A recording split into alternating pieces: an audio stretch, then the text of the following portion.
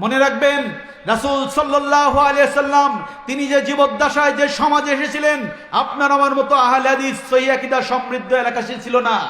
এমন জায়গায় আল্লাহ সুবহানাহু ওয়া তাআলা তাকে নাজিল করেছেন যেখানে মানুষ মদ্যপ ছিল, যেখানে মানুষ ব্যভিচার ছিল, যেখানে দিনে রাতে দেদারসে মানুষ মানুষকে বিনা দ্বিধায় হত্যা করত। এই ধরনের একজন নিকৃষ্ট জাহিলি যুগে আল্লাহ রাসূল সাল্লাল্লাহু আলাইহি সাল্লাম আবির্ভূত হয়েছিলেন।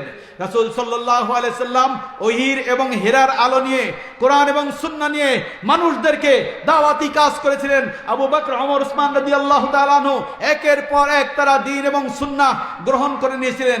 নেওয়ার পরে কি হয়েছিল? তাদের জীবদ্দশায় তারা যে হিরো ছিল, কোরআন সুন্নাহ মানার কারণে আল্লাহ সুবহানাহু ওয়া তাআলা ওই জিরোদেরকে রাতারাতি হিরোতে পরিণত করে দিয়েছিলেন। বলে সুবহানাল্লাহ।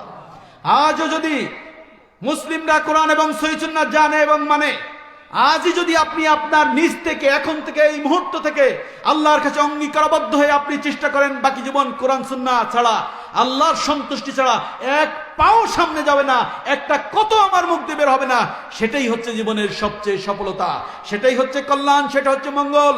কোরআন এবং সহিহ সুন্নাহ আসার পরে আল্লাহ সুবহানাহু ওয়া তাআলা যেমন পুরো গোটা সমাজকে পরিবর্তন করে দিয়েছিলেন, যেমন জিরোকে হিরো করে দিয়েছেন, আজও যদি কোনো মুসল্লি কোরআন সুন্নাহ মানে, সে যত নিকৃষ্ট নিম্ন পর্যায়ে গরিব দরিদ্র যাই হোক না কেন, আজও আল্লাহ সুবহানাহু ওয়া তাআলা তাকে ভালোবাসবেন, তাকে জিরো থেকে হিরোতে পরিণত করে দিবেন।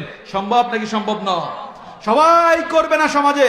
এই গোটা পৃথিবীতে অন্ধকার বালুকারাশি মরুভূমিতে ছোট্ট একটি ফুল ফোটাতে হবে। পারবেন না? পারবেন না? আপনাকেই শুরু করতে হবে, আপনার ফ্যামিলি থেকেই শুরু করতে হবে। ও